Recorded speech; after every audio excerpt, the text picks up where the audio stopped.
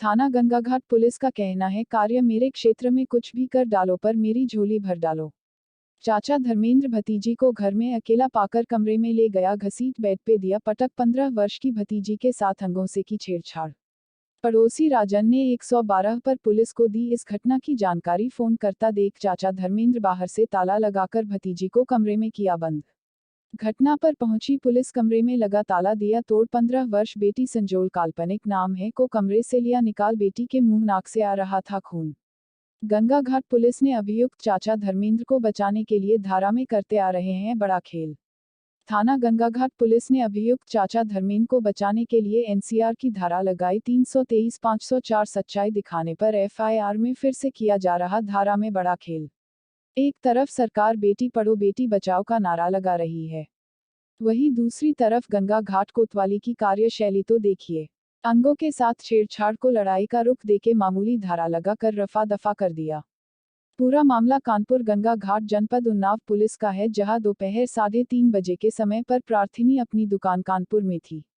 प्रार्थिनी का पुत्र कार्तिक उम्र लगभग 10 वर्ष अपनी बहन साक्षी के साथ कक्षा 4 के पेपर देने गया था।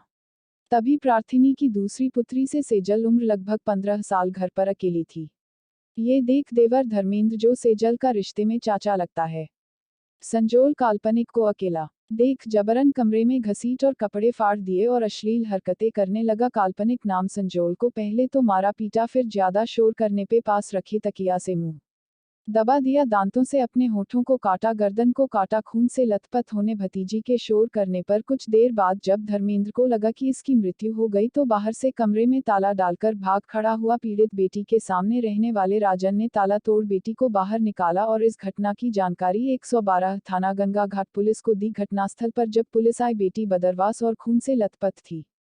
गंगाघाट पुलिस की कार्यशैली देखिए। 15 वर्ष की बेटी का नहीं कराया गंगाघाट पुलिस ने कोई परीक्षण ना कराई जांच। मां गुड़िया का आरोप है, बेटी के साथ मेरे देवर ने रेप किया है और थाना गंगाघाट पुलिस मारपीट की घटना दिखा रही है। जब मैं कानपुर से अपनी दुकान से घर कंचन नगर आई, मेरी बेटी के कपड़े फटे, बेटी बेहोशी की हालत में थी और मुंह नाक से खून आ रहा था। जब मैं इस घटना का प्रार्थना पत्र थाना गंगाघाट में लेकर गई, थाना अध्यक्ष ने एनसीआर 323 504 मामूली मारपीट की धारा में दर्ज की। बेटी को न्याय दिलाने के लिए पीड़ित की मां गुड़िया जनपद उन्नाव के आला अधिकारियों को इस घटना की जानकारी दी, पर पीड़ित की मां बेटी को अधिकारी द्वारा कोई कार्यवाही नहीं की गई। थाना गंगाघाट पुलिस हमेशा सुर्खियों में पेपर न्यूज चैनल में आए दिन छाए रहती है। आज जब सच्चाई पता करने के लिए मैं काल्पनिक नाम संजोल के घर गया, दोषियों ने बताई सारी सच्चाई। आइए सुनते पड़ोसियों से सारी घटना की सच्चाई। अब देखना यह है सच्चाई सामने आने पर जो एफआईआर में धारा 323 354 सिर्फ लगाई गई है, उस एफआईआर